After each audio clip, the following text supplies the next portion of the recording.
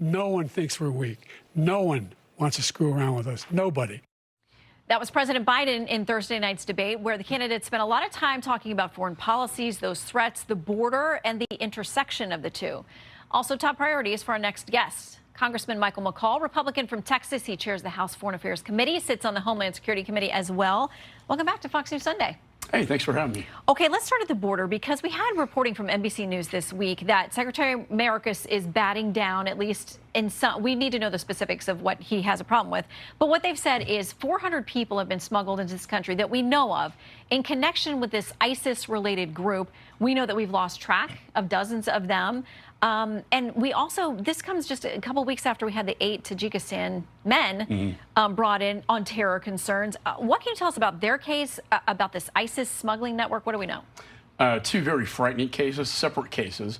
Smuggling operations, the ISIS smuggling operation, 400 that we know of were smuggled into the United States.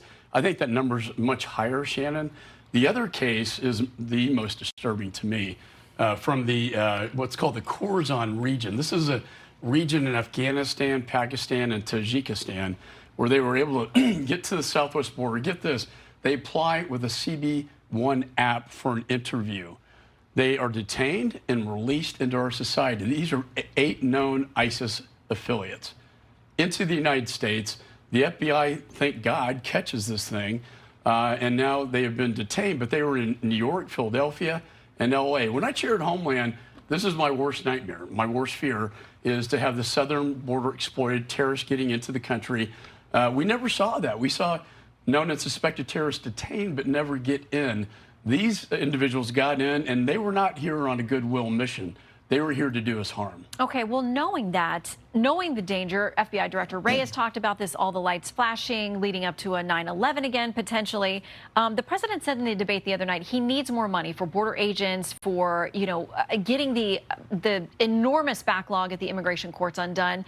Why not meet him somewhere halfway on some kind of compromise just to get that funding to where it needs to go when we have this level of threat? Because throwing money at this problem is not going to fix it. It's a policy change that needs to be effectuated. And that's the Remain in Mexico policy. I marked it up out of my committee. It worked very well in the Trump administration.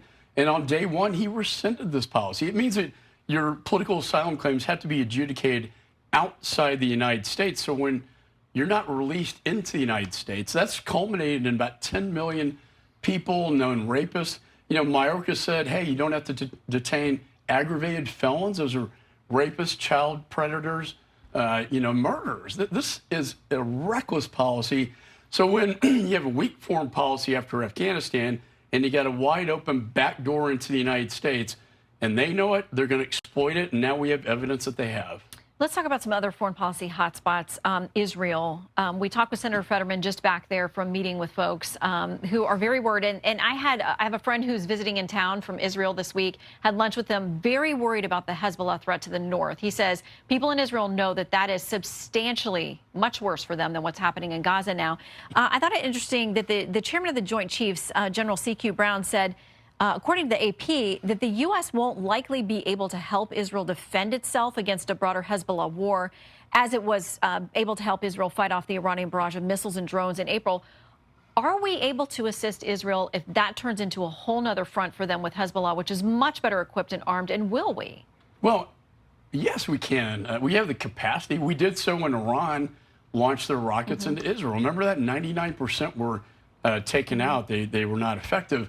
But what about General Brown, though, saying he doesn't think we can give that same level of help if Hezbollah starts? Well, I respect him, General Brown. I know him. But the fact is, we're not helping them. In fact, this is what is most disturbing to me, is that we're withholding weapon systems that I have signed off on and Congress has appropriated with the intent of sending those weapons to Israel. Remember the supplemental?